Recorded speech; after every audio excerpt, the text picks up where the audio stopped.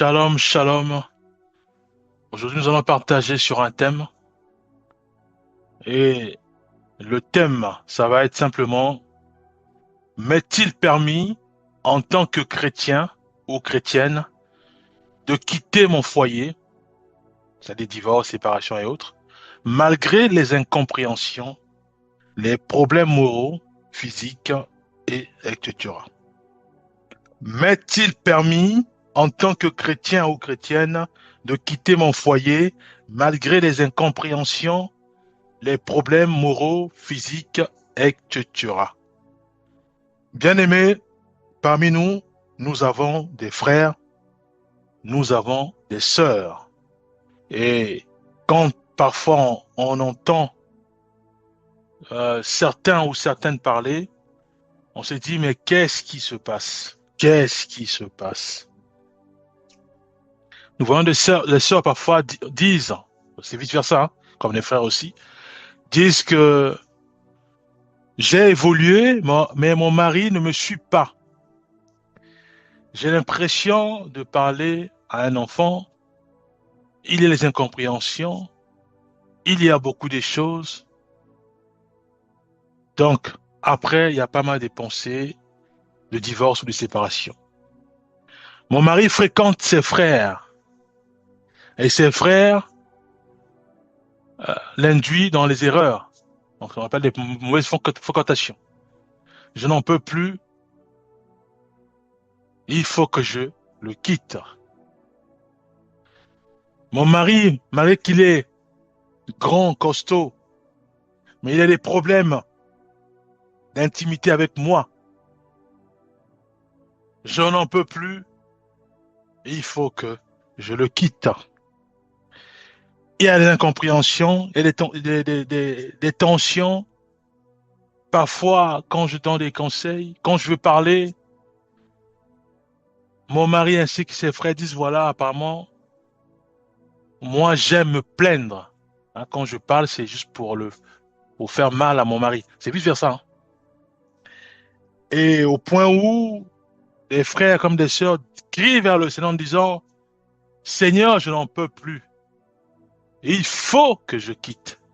Il faut que je me sépare. Il faut que je divorce. Seigneur, Seigneur, je n'en peux plus.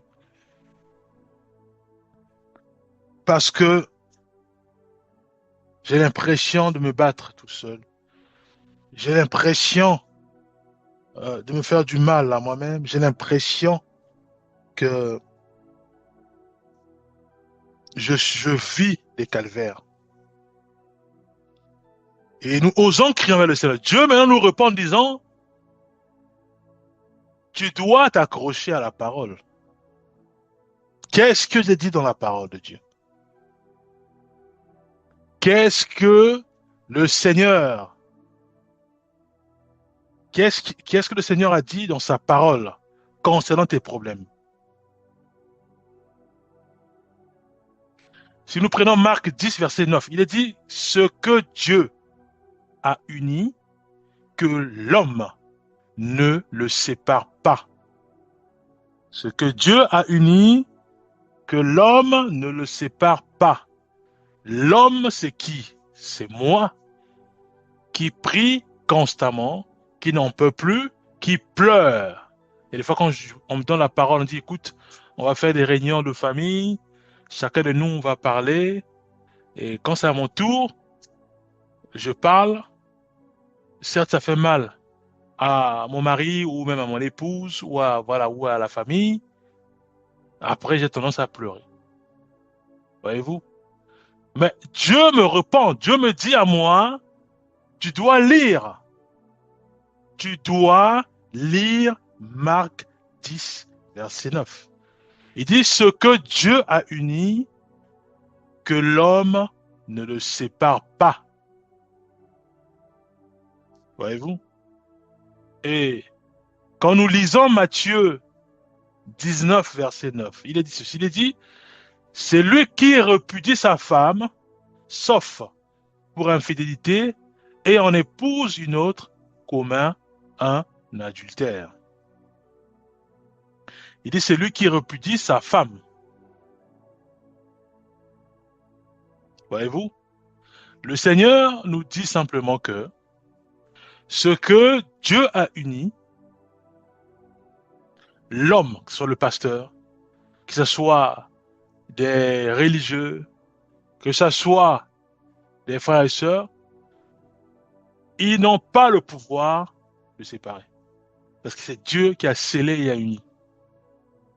Maintenant, comment faire à ce moment-là? Comment faire? Nous devons crier à Dieu sincèrement. Souvenons-nous encore de Jonas. Souvenons-nous encore de Josué. Voyez-vous? Souvenons-nous encore d'Élie. Élie, il criait vers le Seigneur pour qu'il y ait la pluie. Il a tellement prié qu'il envoyait constamment le frère aller vérifier. Il priait, il renvoyait, donc il insistait dans la prière. Josué, il est resté face contre terre toute la journée. Parce qu'ils ont perdu contre le peuple d'Aï. Et il voulait absolument que Dieu parle. Il voulait absolument avoir la direction de Dieu, la direction de Dieu. Toute la journée, il est resté face contre terre. En jeûne, il priait. Et Dieu a parlé la nuit. Pour Élie, Dieu a répondu à sa prière. Voyez-vous? Pour Jonas, il était dans le ventre du poisson. Il était dans le ventre du poisson. Il a crié vers le Seigneur. Et Dieu va parler au poisson. Et le poisson va le vomir directement là-bas à Ninive pour aller manger cette nation. Donc les prières marchent. Ne dis pas que je n'en peux plus, ça fait des années, rien ne marche. J'ai l'impression de parler avec mon fils, en tant que c'est mon mari, ou en tant que c'est mon épouse. Rien ne marche. J'ai l'impression que mon mari, comme mon épouse, a des mauvaises fréquentations. Ses amis l'induisent en erreur. Sa famille, ses frères ou son frère l'induit en erreur. Je n'en peux plus. J'ai l'impression de me battre tout seul. Dieu dit que nous devons prier. Parce que ta solution à toi, qui consiste à fuir ton mari ou ton épouse, elle n'est pas validée par le Seigneur. Elle n'est pas validée par le Seigneur. Après, tu peux aller voir les hommes diront oui, il faut quitter ton mari. Mais Dieu dit quoi? Il dit ce que Dieu a uni, que l'homme ne le sépare pas, dans Marc 19. Voyez-vous? La prière, bien aimé, la prière. Mais je prie, rien ne marche. Mais c'est parce que tu ne pries pas bien. Parce que tu ne pries pas bien, bien aimé. Pour Élie, ça a marché. Pour Jonas, ça a marché. Pour Josué, ça a marché. Voyez-vous? Même Job, lui qui était tourmenté, lui qui avait reçu les assauts, les vagues du malin, il criait vers le Seigneur parce qu'il voulait une confrontation entre le Seigneur et lui, pour que Dieu démontre par où il a péché pour qu'il puisse percer bien, qu'il soit malade. Puisque la loi à cette époque, c'est quand tu es béni, ça veut dire que tu respectes la loi. Mais quand tu es pauvre ou tu as toutes sortes de malheurs, ça veut dire que tu ne respectes pas la loi. Donc il lui voulait confronter avec Dieu. Mais sa prière a été exaucée, puisque Dieu va lui parler en disant, où étais-tu quand je posais les fondements de la terre? Voyez-vous? Nous nous plaignons, nous pleurons. Non, cela, j'arrive plus. Je n'en peux plus. J'ai que des problèmes, que des difficultés, des blocages partout. Problème d'intimité avec mon mari, problème de communication avec mon mari. Sa famille non plus. J'ai des problèmes avec eux. Mari comme épouse, non, vice-versa. Je suis à bout. Seigneur, que faire? Dieu dit, tu dois persévérer dans la prière. Tu dois persévérer dans la prière. Voyez-vous? Ta prière, je ne la vois pas. Parce qu'on peut prier, on prie, et après, On dit, bon, c'est fini. Non, mais on doit insister dans la prière. Dieu doit voir nos prières, bien aimé. Élie a prié une fois. Élie a prié 2 fois. Élie a prié jusqu'à ce qu'il n'y ait plus. Voyez-vous? Dois divorcer. Non, tu peux plus divorcer. C'est fini. Tu peux plus divorcer, bien aimé. Alors, comment faire? Maintenant, ce que tu dois faire, c'est simple. Tout ce que tu as cité comme difficulté, problème d'intimité, problème relationnel. J'ai l'impression de parler à mon fils quand je parle à mon mari. Ou j'ai l'impression de parler à ma fille quand je parle à mon épouse. Tout ce que tu cites là, tu dois les noter. Ça devient pour toi des sujets de prière. Mon mari a des mauvaises fréquentations. Sujet de prière. Seigneur, délivre-le des mauvais amis. Ou délivre-le de ses frères qui l'induisent en erreur. Ça doit être des sujets de prière. Jusqu'à quand? Mais jusqu'à ce que Dieu réponde. Pour Josué, c'était toute la journée. Face contre terre, il était en jeûne. Et Dieu a parlé la nuit, bien aimé. Jonas, il a fait 3 jours dans le ventre du poisson. Et Dieu a parlé au poisson, et le poisson est passé le vomi là-bas, à Ninive. Voyez-vous? Nous devons crier vers le Seigneur avec nos sujets de prière. Mais quels sont nos sujets de prière? Mais ce sont nos plaintes, simplement, les plaintes. Nous remarquons des choses envers, ou des comportements envers mon épouse, envers mon époux. Je note ça. C'est ça, monsieur de prière.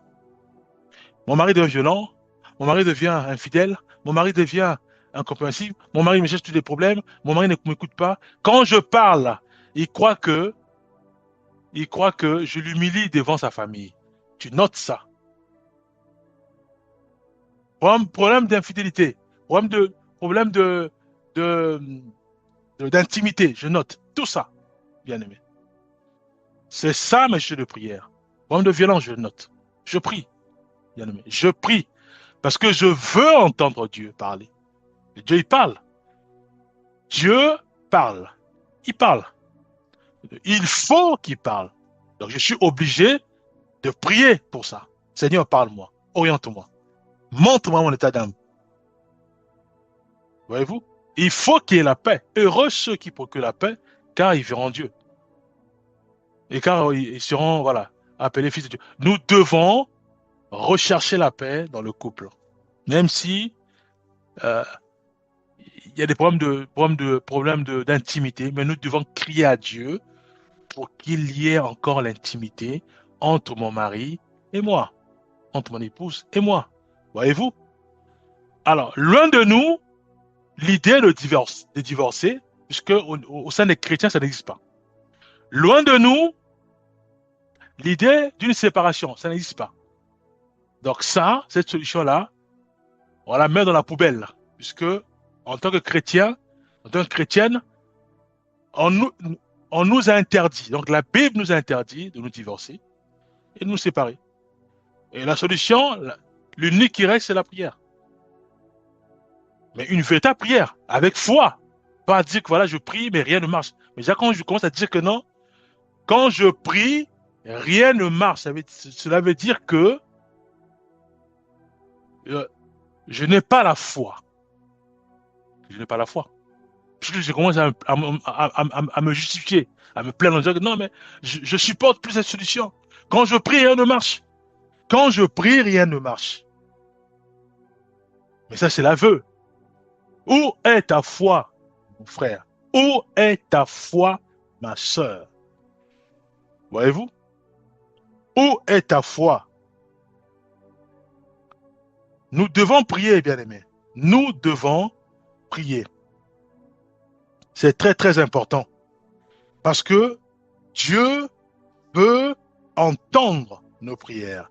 Dieu veut voir nos prières. Dieu veut traiter nos prières. Dieu veut exaucer à nos prières. Seigneur, touche mon mari. Transforme-le. et fais grâce, qu'il soit humble. Dieu va agir. Seigneur, touche mon mari, qu'il puisse rentrer maintenant à la maison. Dieu va agir. Seigneur, touche mon épouse, afin qu'elle puisse m'écouter maintenant. Dieu va agir. Seigneur, fais en sorte que l'amour entre mon épouse et moi euh, s'actualise à nouveau, s'actualise de nouveau. Dieu va agir. Voyez-vous, puisque Dieu bénit le mari. Le mariage, c'est une bénédiction. Voyez-vous? Dieu va dire dans Genèse 2, 24 que nous connaissons tous. Il dit, c'est pourquoi l'homme quittera son père et sa mère, s'attachera à sa femme, et ils deviendront une seule chair. Donc Dieu a uni, et Dieu sait que vous êtes maintenant une seule personne. Vous êtes en fusion. Et après, il va dire encore que l'homme donc ne sépare pas ce que Dieu a uni. C'est fini. Mais non, ce qui reste à faire, c'est d'affronter maintenant les problèmes, d'affronter les difficultés au sein de mariage. Dans la prière, c'est tout. C'est ça la solution. Donc, affronter les difficultés, les tensions. Faire en sorte qu'il y ait la paix, mais dans la prière, nous voulons absolument que Dieu nous parle. Nous voulons absolument que Dieu agisse puissamment afin que tous ces problèmes soient décimés au nom de Jésus-Christ, afin que l'amour revienne, la paix revienne, l'humilité revienne, et que nous puissions nous supporter les uns les autres. Voyez-vous, que je sois cadre et que mon mari technicien, que je sois ingénieur et que mon épouse, voilà, donc je sais plus, voilà, donc, qu'il y ait différence ou pas, Dieu seul va encore raviver cet amour afin que nous puissions nous supporter, nous aimer et nous comprendre. Voyez-vous? Puisque dans le mariage, c'est ce qu'on appelle, on se complète. Donc moi, en tant que technicien, je complète. Toi, en tant que cadre, tu te complètes. Voilà, donc on se complète et on avance. Voyez-vous? Alors, prenons un autre verset. Nous allons prendre que Matthieu 19, qu'on a lu tout à l'heure. Matthieu 19, verset 8 à 9. On a plus de détails. Il dit, c'est à cause de la dureté de votre cœur que Moïse vous a prescrit de repudier vos femmes. Au commencement, il n'en était pas ainsi. Il dit, au commencement, il n'en était pas ainsi. Qui parle? Le maître.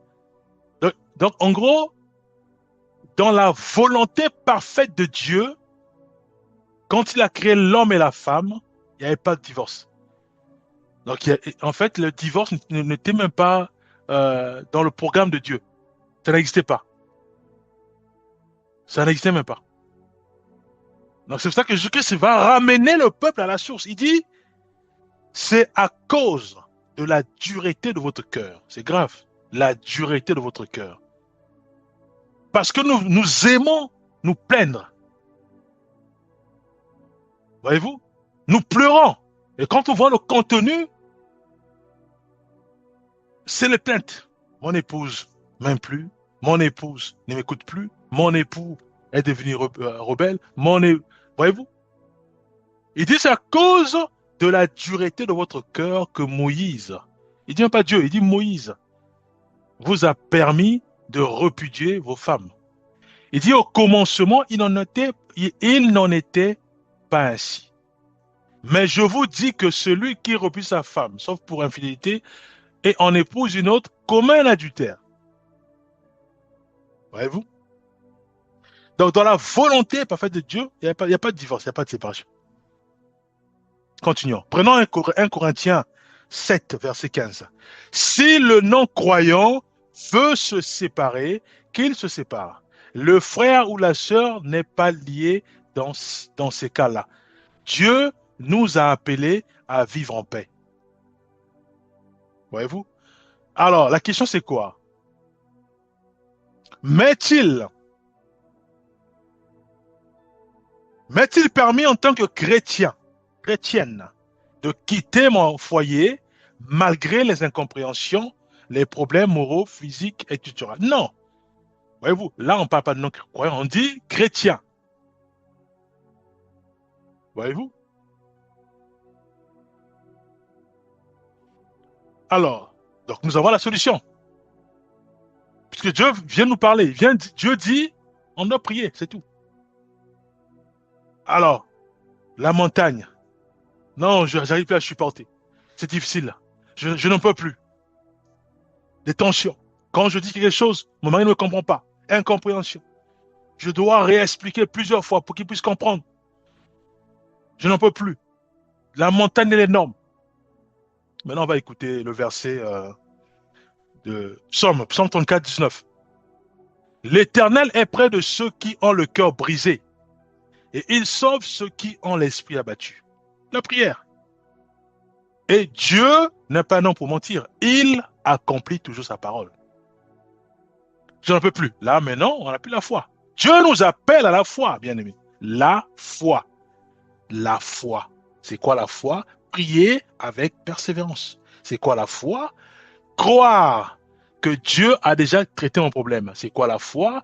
Croire que je marche avec Dieu, il me voit et il connaît tout ce que j'ai comme difficulté. C'est quoi la foi? Croire que Jésus-Christ me conduit, c'est lui qui me guide, c'est lui qui pourvoit mes besoins, c'est lui qui est au contrôle de tout. Je le laisse conduire ma maison. Ma maison, c'est ma maison, c'est mon corps. Voyez-vous? Alors, si je commence à dire que non, je n'en peux plus, mais je commence à insulter Dieu, puisqu'il est en moi, Jésus-Christ est en moi. Le Saint-Esprit est avec moi. Mais comment je dois encore dire que je n'en peux plus? J'arrive plus à supporter. La montagne, elle est énorme. Mes frères, mes sœurs, arrêtons d'attrister le Saint-Esprit, qui a les capacités, qui a les ressources. Et il demande simplement que nous puissions crier vers lui. Que dois-je faire face à cette montagne? Il va parler. Il va parler, bien-aimé. Est-ce que nous posons des bonnes questions à Dieu? Est-ce que nous posons des bonnes questions au Saint-Esprit? Par la prière. Dieu va agir. Dieu parle. Voyez-vous? Donc, il est absolument important d'être droit. C'est-à-dire que nous devons être droits, stables. Ésaïe 41, 10. Ne crains rien, car je suis avec toi. Ne promène pas tes regards inquiets, car je suis ton Dieu. C'est ça la foi. Il dit, il est avec toi. Il dit, ne crains rien, car je suis avec toi. Mais c'est une vérité. Il est en nous. Il est en nous. Il marche avec nous. Il nous voit. La différence, c'est que nous, on ne le voit pas parce que nos yeux, c'est tellement rempli de tout ce qui est charnel, on a du mal à voir les choses spirituelles. Mais il est là, il nous voit. Voyez-vous, la preuve, nous savons tous l'histoire de Élisée et de Géasi. Voyez-vous? Et Géasi tremblait. Géasi, il avait peur. Élisée m'a dit, mais non, mais n'aie pas peur. Ceux qui sont avec nous sont plus nombreux que ces ennemis que tu vois là. Mais Géasi, mais lui, il voit rien. Les yeux charnels, il voit rien. Voyez-vous? Au point où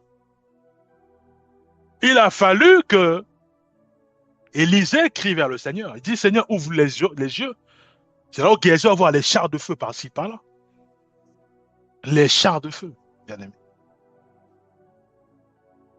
Dieu dit, ne crains rien, car je suis avec toi. Ne promène pas des regards inquiets, car je suis ton Dieu. Mais Géasi l'a expérimenté par la suite. Et après, cela a boosté sa foi, puisqu'il est resté stable. Voyez-vous? Thomas, c'est ce qu'il a fait. Il dit, tant que je ne mettrai pas mes doigts dans le trou, là on avait percé le maître, je ne peux pas croire. Ça, c'est Thomas. Voyez-vous? Mais le maître, il est apparu, il est venu, il dit, Thomas, approche. Et Thomas, il a cru, il était devenu stable. Mais Jésus-Christ va dire quoi? Il dit, heureux ceux qui ont cru sans pourtant voir. Voyez-vous? Donc, nous sommes devenus des Thomas. Puisqu'on se dit, voilà, on n'en peut plus. La montagne est énorme. Je n'arrive plus. Il faut que je divorce. Il faut que je n'en peux plus. Nous prions et le contenu de nos prières, c'est juste les plaintes. Nous pleurons. Mais Dieu veut entendre les sujets de prière. Veut entendre que tu dis, Seigneur, interviens dans mon mari. Transforme-le. C'est ça ce que Dieu veut entendre. C'est là je n'arrive plus. Mon mari est devenu rebelle. Je n'arrive plus. Aide-moi à quitter. Mais non, ça, c'est pas les prières. Voyez-vous, bien-aimés. Donc, nous devons noter tout ce qui est difficulté, tout ce qui est problème. Je note ça dans un cahier. Pas pour après l'attaquer lui. Non, c'est pour les jeux de prière. Dès que je délivre, je raye. Dès que Dieu le délivre des mauvaises fréquentations, je raye.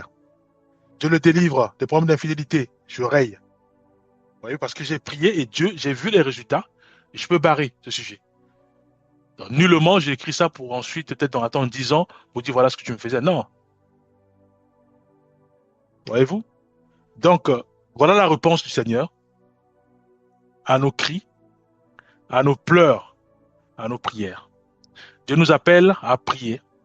Dieu nous appelle à noter les sujets qui nous font mal, à les noter et à crier au Seigneur pour ces sujets-là. Et Dieu dit que si nous crions à lui, lui va voir nos prières, il va les traiter. Mais sinon, je prie constamment. Mais Dieu dit, je ne vois pas ta prière. Je vois que tes plaintes. Jamais tu as dit, Seigneur, mon mari a des problèmes d'intimité avec moi. C'est un gros problème d'intimité avec moi. Un gros problème. Seigneur, touche-le. C'est toi qui restaure les organes. C'est toi qui restaure l'intimité. C'est toi qui fais tout. Agis. Voilà la prière. Ça, Dieu, il voit cette prière. Ma fille ou mon fils a crié, Dieu vient intervenir. Voyez-vous? Mais ce sujet-là, Dieu n'a jamais entendu ça. Parce que Dieu veut la paix. Dieu, il veut que tu restes avec ton mari ou toi avec ton épouse. Ça, c'est la pensée de Dieu. Voyez-vous? Alors, tout ce que tu renvoies comme prière, si ça ne rentre pas dans cette pensée-là, mais c'est pas une prière. Seigneur, fais en sorte que mon mari ne puisse plus avoir des mauvaises fréquentations. Oui, ça c'est une prière. Parce que tu veux toujours qu'il y ait la paix au sein du foyer. Tu vas dire, Seigneur, je ne comprends pas, mon mari, il marche avec d'autres personnes, voilà, avec des mauvaises personnes, non, il faut que je quitte. Mais ce n'est pas une prière. Donne-moi la provision, oriente-moi, donne-moi la direction parce qu'il faut que je quitte. En fait, ce n'est pas la prière. Et ça foule aux pieds la volonté parfaite de Dieu, puisque Dieu veut que toi et ton mari, ou toi et ton épouse, que vous soyez en paix et ensemble. Il n'y a plus d'amour. Ça, c'est un constat. Maintenant, tu dois prier. Tu dois prier. Seigneur, fais en sorte que l'amour envers mon mari s'amplifie. L'amour envers l'affection envers mon épouse s'amplifie. Ça, c'est une prière. Et Dieu dit, voilà, là, j'ai entendu ta prière, et là, je vois ta prière. Maintenant, j'exauce. Voyez-vous? Donc, voilà ce que je tenais à partager. Nous allons prier. Père Céleste, tu es notre Seigneur. Ta parole déclare que rien n'est caché à tes yeux. Tu vois tout. Tu pénètres tout. Nous sommes nus et à découvert à tes yeux. Oh Père, tu vois nos faiblesses. Tu vois nos inquiétudes. Tu vois nos pleurs. Maintenant, aide-nous. Aide-nous à renvoyer des bonnes prières par ton Esprit Saint. Aide-nous à s'appuyer que sur toi.